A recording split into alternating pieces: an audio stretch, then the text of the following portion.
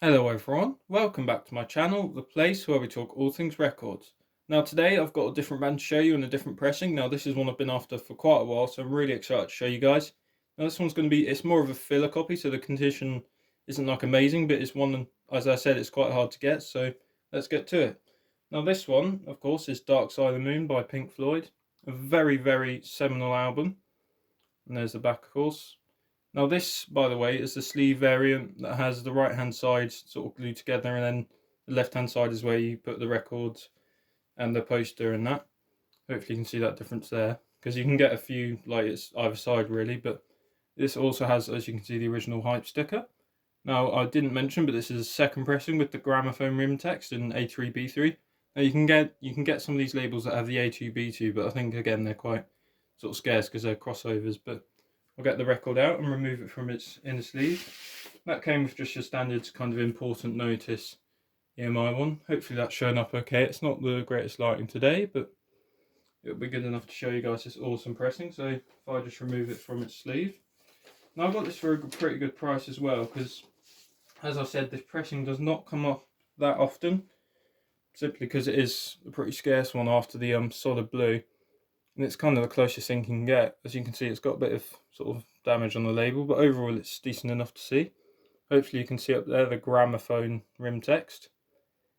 And this does have A3B3, which hopefully I'll be able to show there, but it's a bit hard to be honest.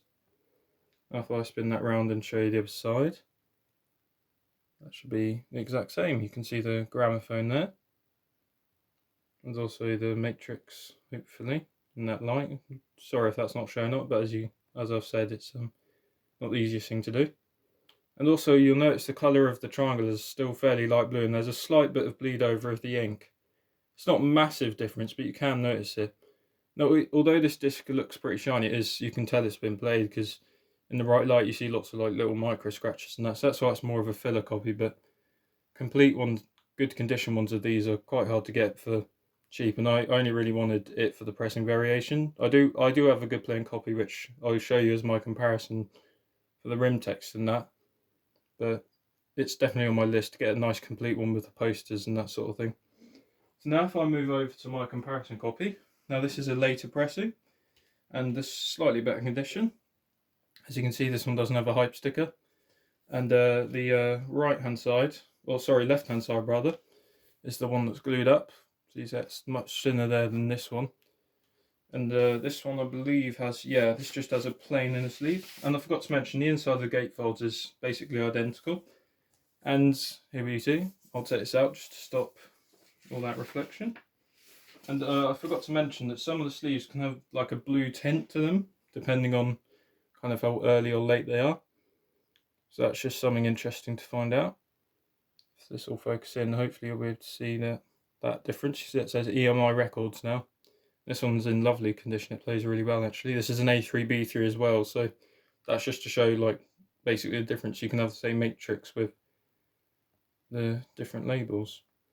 And it's the same on side 2. Oh, it's the wrong way around, but I love this label design as well. The solid blue looks really cool as well, but even just this is awesome to have on the turntable.